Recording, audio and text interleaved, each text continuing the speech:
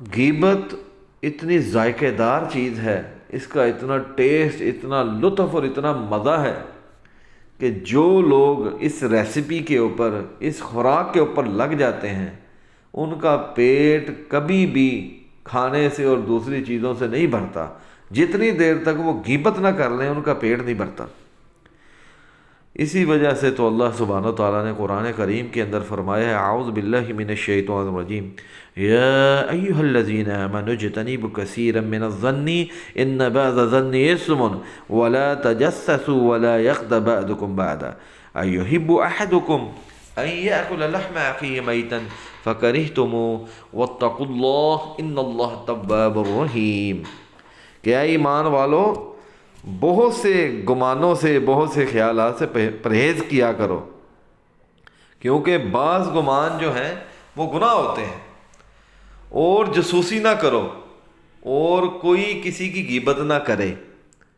اب غیبت کے اوپر آپ نے غور کرنا ہے کہ اس کی مزید وضاحت فرمائی کہ کیا تم میں سے کوئی اس بات کو پسند کرے گا کہ وہ اپنے مردہ بھائی کا گوشت کھائے؟ استغفر اللہ۔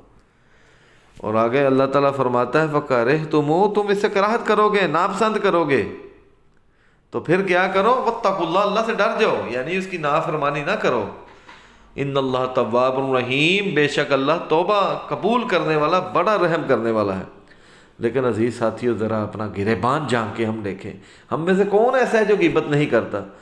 چھوٹی چھوٹی باتوں کے اوپر ہم غیبت کرتے ہیں، اس کا ذائقہ ہی بڑا ہے۔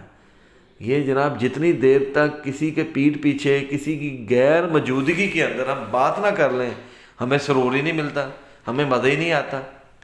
ہاں، یہاں پہ ایک بات سمجھ لیں کہ بہت سے لوگ غیبت اور چغلی کو جمع کر لیتے ہیں۔ تو غیبت وہ ہے کہ جو کسی کے اندر برائی موجود ہے، لیکن وہ برائی جو ہے وہ آپ اس کے سامنے کی بجائے اس کے پیچھے بیان کرتے ہیں، تو یہ غیبت ہے۔ جبکہ چغل خوری جو ہوتی ہے وہ ہوتی ہے کہ دو خاندانوں میں یا دو لوگوں کے درمیان میں لڑائی کروانا، ایسی باتیں کرنا جس سے وہ جھگڑ پڑے۔ تو اللہ سبحانہ و تعالیٰ سے دعا ہے کہ اللہ تعالیٰ ہمیں غیبت جیسی مہلک بیماری جو ہے اس سے محفوظ رکھے، اور ہمیں غیبت کر کے اپنے مردہ بھائی کا گوشت کھانے سے محفوظ کرے ہمیشہ کے لیے۔